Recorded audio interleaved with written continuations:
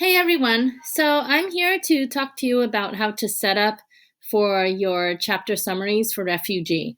So yes, we are doing chapter summaries. After thinking about it some more, I decided it would be best for all of you to keep a collection of very, very brief summaries, just enough so that we get the gist of each chapter to help you keep track of the events, but also just so that um, I can also check that you're doing the reading, and it'll also give you a chance to process all the many events that are happening. Because when we're reading the three different stories mixed in together, it can get a little complicated.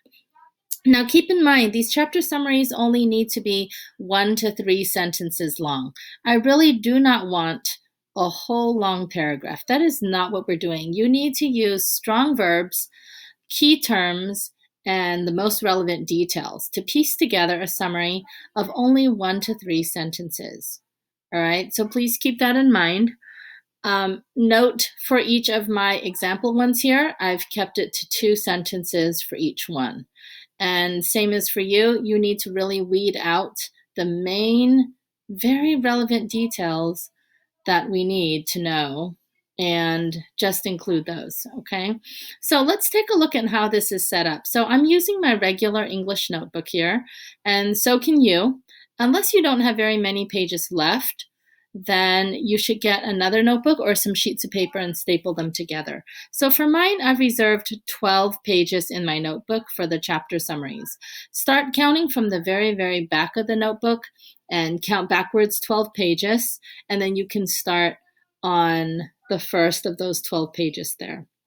Again, if I've left maybe over, now my English notebook is only for this English work. It's a 70-page single subject notebook. So we've used 26 pages already, and then this is 12 from the end. So if you do the math, that's like 26 plus 12, that's 38. So I have 38 blank pages between to still use for the rest of English stuff. So if you also have a notebook that's just for English, and you've used the first 26 pages for our notes, then you definitely have enough here. If you mix up your notebook with other classes, then you probably don't have enough, and I would like you to find another section that would have at least 12 pages dedicated to chapter summaries, okay? All right, so let's take a look at what this is. We see the title, Chapter Summaries for Refugee, so please make sure you do that. We can't really italicize this too well, so just writing it for your notes is fine. For the summaries, include the number, the pages of each chapter, and then the word summary and the reminder that it's only 1 to 3 sentences. Take a look at this red margin. I want to make sure you put the chapter number on one side of it and the page numbers right on the other end. Okay, nice and close. Now, when we're writing, these are just generally some basic setup rules. We always leave a margin on each side of the page. So on the left side, you see I've left it empty. On the right side, there also is a bit of a margin. I wrote a little close to the end of the page, closer than I usually like to, but it's fine as long as you do have some sort of a margin.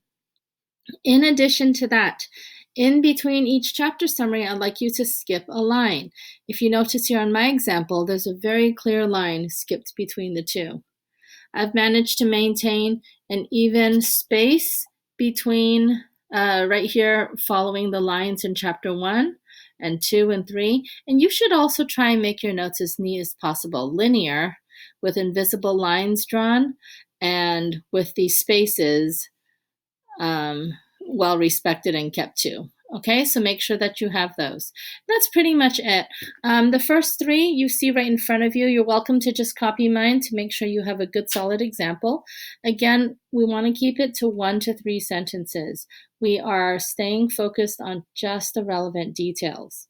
Okay, and it's really important that you learn to do that. You are able to use your verbs to minimize the number of words that you're using, but to deliver the same message. Okay, so go ahead and set up your notebooks. Make sure you have these 3 down as examples. Again, you can write your own if you'd like, or you're welcome to just use mine as your examples. All right, that is it for today. Take care and see you in class.